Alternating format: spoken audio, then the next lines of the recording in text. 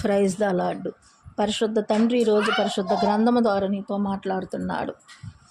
ప్రార్థన యందు పట్టుదల కలిగి యుండుడి. రోమాపత్రిక 12వ అధ్యాయం 12వ వచనం ద్వారా దేవుడు హెచ్చరిస్తున్నాడు. ప్రార్థన యందు పట్టుదల. మనం ఎప్పుడైతే మన కార్యములు సఫలమవ్వాలంటే మనం దేవునికి చేతులు సాపి తండ్రి అని చెప్పి మనము దేవుణ్ణి దీన మనసుతోటి అడగాలి, ప్రార్థన చేయాలి. మనం ఎలా ఉండి ప్రార్థన చేయాలి? మనము ఎవరు లేని ప్రదేశంలో కూర్చొని దేవునితోటి మనము మాట్లాడుకోవాలి.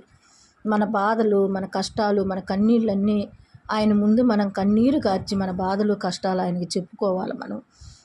అప్పుడు దేవుడు మన మొర ఆలకిస్తాడు. మీ కార్యము సఫలమగునప్పుడు 2వ దినవృత్తాంతం 15వ అధ్యాయం 7వ వచనములో మీ కార్యము సఫలమగును. అప్పుడు మనం అనుకున్న ఈ దేవుడు మన ప్రార్థన ఆలకించి నా బిడ్డలని చెప్పి మన యందు కృతజ్ఞతా భావంతో దేవుడు ప్రేమతోటి మనల్ని అక్కున చేర్చుకొని మన కష్టాలు కన్నీళ్లు దూరం చేస్తాడు. మనం ఎప్పుడైతే దేవుణ్ణి చిత్తానుసారంగా మనము భయభక్తులు కలిగి దేవుని యందు మనం నడుచుకొని భయంతో నా తండ్రి ఉన్నాడు అమ్మో అని చెప్పి మనము భయం కలిగి ఎప్పుడైతే నీతి మార్గంలో మనము మంచి మార్గమును ఎంచుకొని దేవుని మార్గంలో నడుస్తామో అప్పుడు మన కార్యములు సఫలమవుతాయి. మీ కార్యము సఫలమగును. 2వ దినవృత్తాంతంలో మనము ప్రార్థన యందు పట్టుదల కలిగి ఉన్నప్పుడు మనం ఎప్పుడు కనురెప్పపాటును కూడా మనము క్షణమైనను మనము అమ్మో ప్రార్థన అని మనము భయం కలిగి దేవుని యందు మనము ప్రార్థన చేసి, ఆయనకు ప్రార్థన అంటే దేవునికి ఎంతో ఇష్టము. యేసయ్యకి నా బిడ్డలకి ఎప్పుడు నన్ను గనపరుస్తారా, ఎప్పుడు స్తుతిస్తారా, ఎప్పుడు ఆరాధిస్తారా అని ఎదురు చూస్తూ ఉంటాడు. మనము దేవునితో మనము సహవాసం చేసిన ఎడల దేవుడు కూడా నా బిడ్డలని చెప్పి మనల్ని ప్రేమతోటి హక్కును చేర్చుకుంటాడు. మనం ఎప్పుడైతే దేవుణ్ణి వెనకడుగేస్తామో అప్పుడు దేవుడు కూడా ఏంటి నా బిడ్డల కోసం నేను దినదినం చేతులు సాపుతున్నాను, నా బిడ్డల కోసం నేను పోరాడుతుంటే వీళ్ళు ఈ విధంగా త్రోవ తప్పిపోతున్నారని చెప్పి తండ్రి కూడా దుఃఖిస్తూ ఉంటాడు.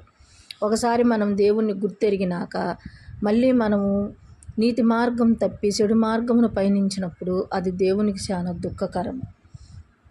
ఆయన మన దుఃఖములని సంతోషంగా మార్చే దేవుడు. ఆయన మనసున్న మహారాజు. ఆయన మాట్లాడే దేవుడు. ఆయన మనిషి కాదు మాట ఇచ్చి తప్పటానికి. మనం అనాథగా ఉండాల్సిన అవసరం లేదు. ఆయన మనకు తోడై ఉంటాడు. ఆయన మహిమలో ప్రతి అక్కరను మనకు తీర్చుతాడు.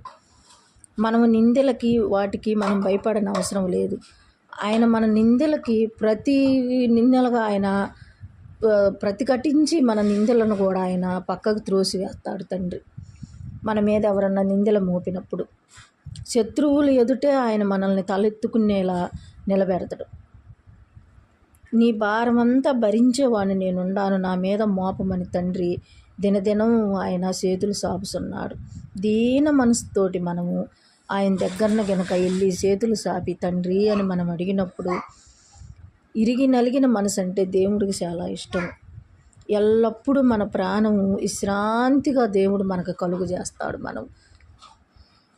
దేవుడు ఆయన విశ్వాసంతో మనం ఎప్పుడైతే ఆయన వైపు మనం పొరుగులెడతామో మనల్ని ఎన్నటికీ త్రోసివేయడు. మనుషులను నమ్ముకున్న వారు చెడిపోతారేమో కానీ ఏదో ఒక దినమున దేవుణ్ణి నమ్ముకున్న వాళ్ళు ఎప్పటికీ చెడిపోరు. దేవుని ప్రేమ, దేవుని భక్తి ఎప్పటికీ వృద్ధా కానేరదు.